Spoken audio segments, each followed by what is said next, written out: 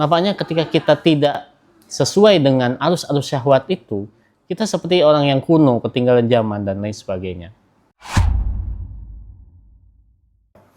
Bismillahirrahmanirrahim. Assalamualaikum warahmatullahi wabarakatuh.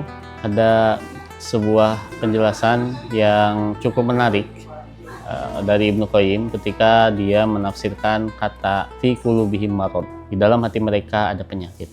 Menurut Ibnu Qayyim, sakit yang dijelaskan di dalam Al-Quran itu selalu merujuk kepada dua hal. Yang pertama, penyebabnya adalah marad bisyubuhat, punya penyakit hati karena dia itu ada syubhat. Yang kedua, marad bisyahawat, sakit dikarenakan syahwat. Apabila merujuk pada masa sekarang, nampaknya apa yang dijelaskan oleh Ibnu Qayyim ini sangat cocok dengan yang terjadi dan kita rasakan pada hari ini. Ketika kebudayaan Barat mendominasi pola pikir, kehidupan, tingkah laku, dan selera kita, nampaknya dua hal ini tidak bisa dilepaskan. Yang pertama itu marad bi syubuhat atau sakit karena banyaknya syubhat. Ini tercermin dari cara pemikiran Barat atau cara pandang Barat terhadap terutama dalam nalar-nalar keislaman, di dalam keilmuan-keilmuan Islam. Atau banyak syubhat-syubhat yang muncul yang itu membuat kita semakin lemah keimanan kita.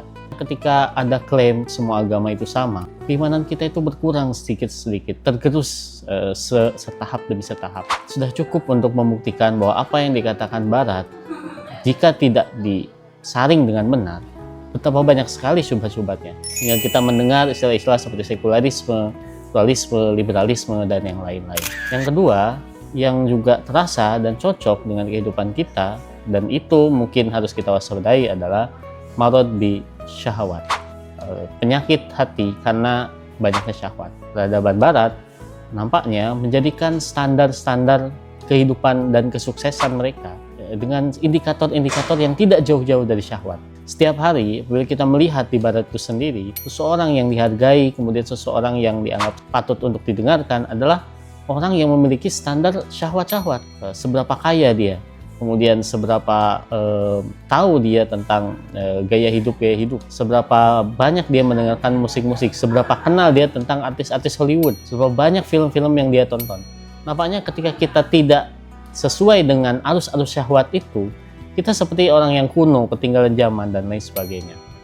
Peradaban Barat itu adalah terjemahan dari syahwat itu sendiri. Karena kebebasan yang mereka utarakan, seolah-olah menjadikan hawa nafsu mereka itu tidak untuk dikekang tetapi untuk dilepaskan. Nah, oleh karena itu dua hal ini cukup harus menjadi perhatian kita, karena mau bagaimanapun apa yang diucapkan oleh Ibnu Qayyim nampaknya relevan dengan zaman sekarang, dan mungkin ini sebuah hal yang patut kita perhatikan. Tidak semua apa yang datang dari Barat itu benar. Nah, ternyata banyak sekali elemen dari kebudayaan Barat yang membawa dua hal ini, syubhat wa syahwat. Dan semoga kita sadar diri bahwa agama Islam itu agama yang original, agama yang ketika masuk hal-hal yang lain, maka harus kita saring dan harus kita waspadai dengan filter worldview.